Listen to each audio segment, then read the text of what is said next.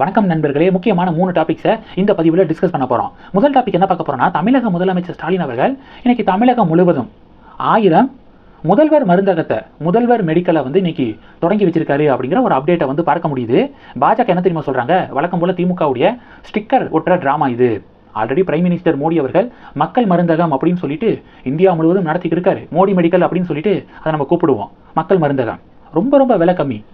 நீங்கள் தனியார் மெடிக்கலுக்கு போனீங்க அப்படின்னா அதுக்கும் மோடி மெடிக்கலுக்கும் கிட்டத்தட்ட பார்த்தீங்கன்னா 60%லேருந்து 70% விலை கம்மியாக இருக்கும்.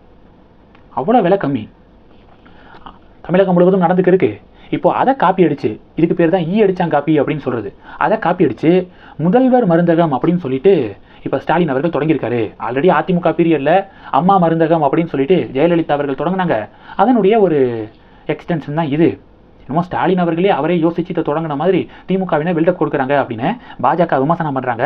இதெல்லாம் பெரிய ஒரு பேசுபொருளாக மாறி இருக்கு. அண்ணாமலை என்ன பண்ணியிருக்காரு அப்படின்னா, இந்த மிஸ்டர் பீனுடைய ரொம்ப ஃபேமஸான ஒரு டெம்ப்ளேட் இருக்குது. மிஸ்டர் பீன் காப்பி அடித்து எழுதுகிற மாதிரி ஒரு டெம்ப்ளேட் ரொம்ப ஃபேமஸ். அதை அண்ணாமலை ஷேர் பண்ணியிருக்காரு. மோடியுடைய மக்கள் மருந்தகத்தை காப்பி அடித்து இப்போ ஸ்டாலின் பார்த்தீங்கன்னா முதல்வர் மருந்தகம் அப்படிங்கிறத தொடங்கியிருக்காரு. என்ன தான் காப்பி அடித்தாலும் ஒரிஜினலுக்கு ஈடாகாது காப்பி அப்படின்னு சொல்லிட்டு ஒரிஜினல் ஆக முடியாது அப்படின்னு அண்ணாமலை விமர்சனம் பண்ணியிருக்காரு. இது டாபிக் 1. டாபிக் 2 என்ன பார்க்க போகிறோம் அப்படின்னா, டாபிக் 2 தமிழக பாஜக மாநில தலைவர் அண்ணாமலை அவர்களுடைய ஒரு புகைப்படம் சமூக வலைதளத்தில் வைரலாக ஷேர் ஆகுது. அந்த புகைப்படத்தை ஷேர் பண்ணி திமுகவினர் பார்த்தீங்கன்னா, அண்ணாமலை இப்போ உத்தரப்பிரதேசம் பயணம் மேற்கொண்டிருக்காருல, எதுக்காக? காசி தமிழ் சங்கமம் அதில் கலந்துக்கிறதுக்காக. அதன் பிறகு பார்த்தீங்கன்னா கும்பமேளாவில் புனித நீராட யூபி போயிருக்காரு. தமிழ்நாட்டை தாண்டி அண்ணாமலை வெளியே போன உடனே செப்பல் போட்டாரு பாருங்க. அண்ணாமலை சபதம் மேற்கொண்டிருக்காருல, திமுகவை ஆட்சியிலிருந்து அகற்றும் வரை செருப்பு அணிய மாட்டேன், காலணி அணிய மாட்டேன் அப்படின்னு அண்ணாமலை சபதம் மேற்கொண்டிருக்காரு. ஆனால் அந்த சபதத்தை மறந்துட்டு தமிழ்நாடை தாண்டின உடனே செருப்பு போட்டுட்டாரு பாருங்க அப்படின்னு ஒரு புகைப்படத்தை திமுகவினர் ஷேர் பண்ணுறாங்க. இதை ஆய்வு செஞ்சு பார்க்கும்போது இந்த புகைப்படம் இப்போ எடுக்கப்பட்ட புகைப்படம் கிடையாது. கர்நாடகா சட்டமன்ற தேர்தல் வந்துச்சு பார்த்தீங்களா, அப்போ அண்ணாமலை கேம்பெயின் பண்ணார். கர்நாடகாவில் பல பகுதிகளில் கேம்பெயின் பண்ணார். அந்த நேரத்தில் எடுக்கப்பட்ட புகைப்படம். இப்போது அண்ணாமலையை எந்த ஸ்டேஜ் எங்கே பார்த்தாலும் காலணி அணியாமல் தான் வராது, செருப்பு போடாமல் தான் அவர் பயணம் மேற்கொள்கிறாரு அப்படிங்கிறத பார்க்குறோம். அதனால் இந்த புகைப்படம் இப்போது எடுக்கப்பட்ட புகைப்படம் கிடையாது. இது ரொம்ப ரொம்ப அறத பழசான ஒரு புகைப்படம் அப்படிங்கிறது தெரிய வருது.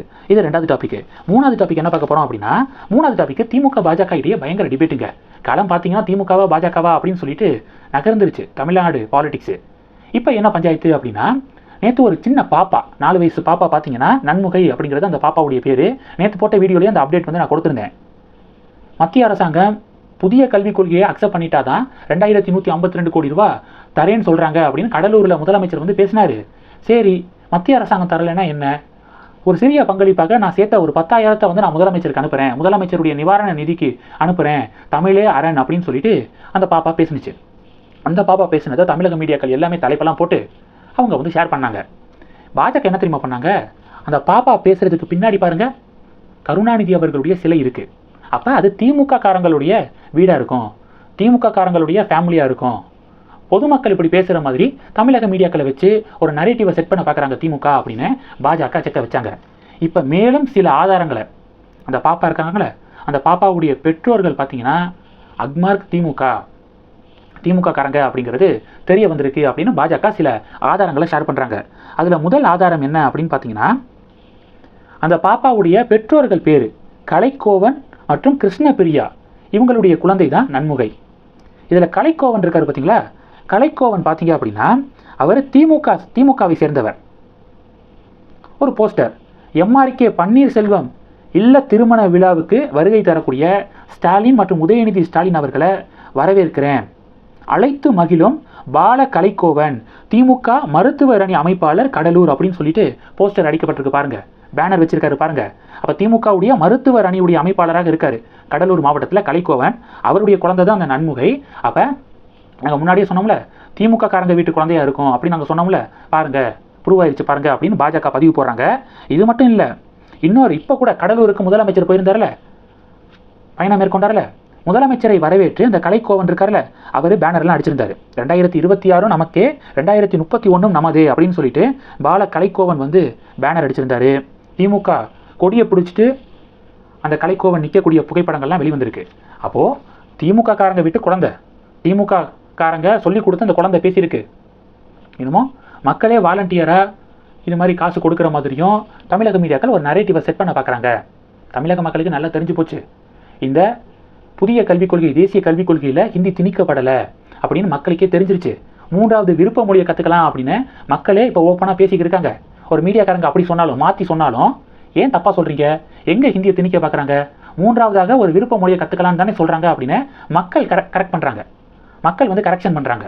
அந்த அளவுக்கு இப்போ மக்களுடைய அந்த பக்குவம், மக்களுடைய அந்த பார்வையெல்லாம் வந்து மாறிடுச்சு. இன்னும் இது 1960 காலகட்டம் அப்படின்னு திமுக நினச்சி மக்களை ஏமாற்ற பார்க்குது அப்படின்னு பாஜக பதிவு போட இந்த டாப்பிக்கெல்லாம் பேசு பொருளாக மாறி இருக்கு. இந்த டாபிக்ஸை பற்றி உங்களுடைய பார்வைகளை மறக்காமல் கமெண்ட் பண்ணுங்கள். தொடர்ந்து கனெக்டில் இருங்க, அடுத்தடுத்து நிறைய பதிவுகளை பார்க்கலாம். நம்ம சேனலுக்கு சப்போர்ட் பண்ணணும் அப்படின்னு ஆசைப்பட்டீங்கன்னா நான் பேசக்கூடிய வீடியோக்கு கீழே நன்றி அப்படிங்கிற ஆப்ஷன் இருக்குது. அதை கிளிக் பண்ணி உங்களால் முடிந்த தொகையை சேனல் வளர்ச்சிக்காக கொடுத்து உதவி செய்யலாம். இல்லை ஜாயின் பட்டனை கிளிக் பண்ணி நம்ம சேனலுக்கு மெம்பராக வந்து ஆகலாம். நன்றி. ஜெய் ஹிந்த்.